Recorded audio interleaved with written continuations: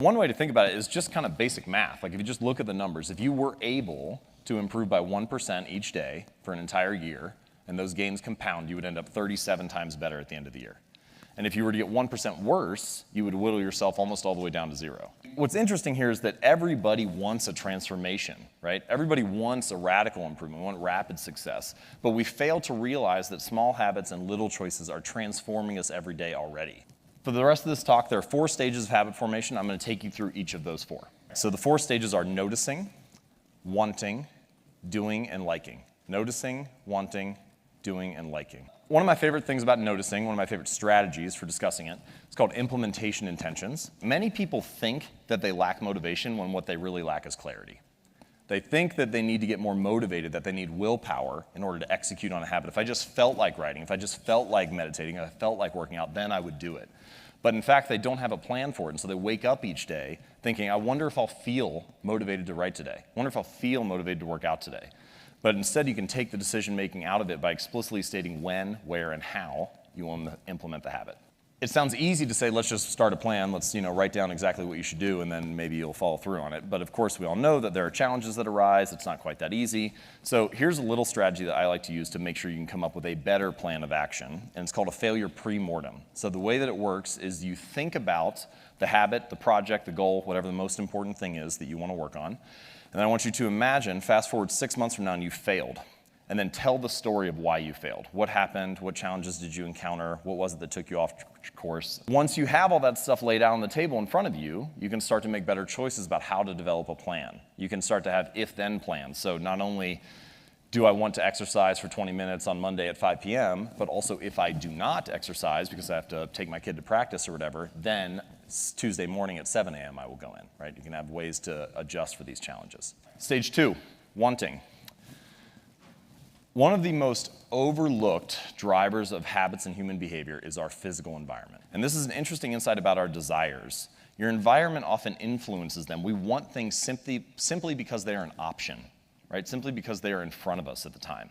Thankfully, you don't have to be the victim of your environment. You can also be the architect of it. You can decide to design something to make your good behaviors easier and your bad behaviors harder. So, when it comes to habits, if you want to practice your guitar more frequently, put it right in the middle of your living room so you run across it all the time. If you want to read more, when you make your bed in the morning, take the book you want to read, put it on top of the pillow. When you come back that night, pick it up, read a few pages, go to sleep. Many of our desires are simply shaped because we have an environment that shapes us in that way. So the moral of the story is I've never seen someone stick to positive habits in a consistent fashion in a negative environment.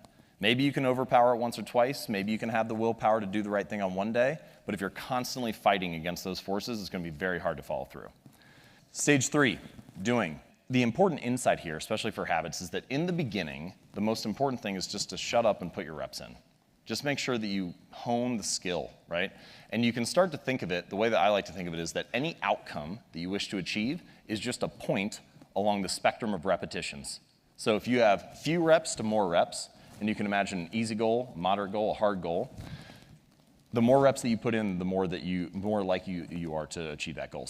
Now, what I like to say is you should optimize for the starting line, not the finish line, right? So often when we think about habits, goals, routines, achievements, it's all about the milestone. We think about how much weight we want to lose, how much money we want to earn, how many subscribers we want to have. It's all fixed on the finish line. But instead, if you can optimize for the starting line and make it as easy as possible to get started and get your reps in, often the outcomes just come as a natural result. Okay, stage 4, liking. The only reason that we repeat behaviors is because we enjoy them, because we like the reward. If we don't enjoy the experience along the way, we're unlikely to stick with it. And that means that you need to figure out ways to bring a reward into the present moment because good habits have a problem. And that problem is that for good habits, the immediate consequence is there. There's a cost that happens in the moment, but the reward is often delayed. So you need to figure out how to bring the reward into the present moment to stick to a good habit. And someone else who's going to be speaking here, Seth Godin, had a very nice little quote about this where he said, the best way to change long-term behavior is with short-term feedback. And one way to think about that is that long-term behaviors, sticking with writing for years on end or going to the gym and so on, they have those delayed consequences. So you need a way to enjoy it in the moment. So here's what I think you should do. Get a wall calendar where you can see every day of the year mapped out on it. And then any day that you do your task of writing jokes for 15 minutes, I want you to just put an X on that day. And you'll have a couple false starts here and there, but at some point you're going to get a little bit of a chain going, right? You get 4, 5, 6, 7, 8 days in a row. And at that point, your only goal becomes to don't break the chain.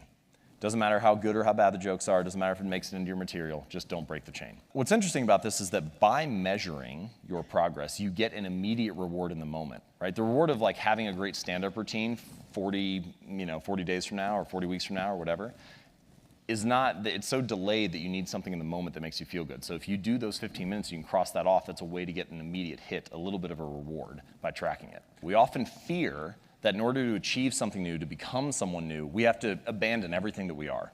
But in fact, that's not how it works. Change can happen plank by plank, board by board, habit by habit. And gradually, you can become someone new. With consistency and repetition, you can actually change not only your results, but actually your identity. Is because the more evidence that we have for a belief, the more likely we are to believe it. So if you go to church every Sunday for 20 years, you believe that you are religious. If you study Spanish every Thursday night for 20 minutes, you believe that you are studious. The actions that you take provide evidence for who you are. And it's not that habits matter more necessarily on an individual basis. Each moment in life matters. But what ends up happening is that over the broad span of time, things that you do once or twice fade away, and things that you do time after time, day after day, week after week, accumulate the bulk of the evidence for what you believe about yourself. And so every action that you take is actually a vote for the type of person that you want to become. If you want to become someone new, then you can take a new action and begin to accumulate evidence for that identity, for that belief about yourself. And that the more votes that you cast, the more likely you are to win the election. You don't need to be unanimous. You don't have to be perfect all the time. You just need to have the body of work. So true change is actually not behavior change, it's not results change, it's not process change, it's identity change. The goal is not to read a book, it's to become a reader. The goal is not to write a book or write an article, it's to become a writer. The goal is not to run a marathon, it's to become a runner, to become a type of person, to develop an identity.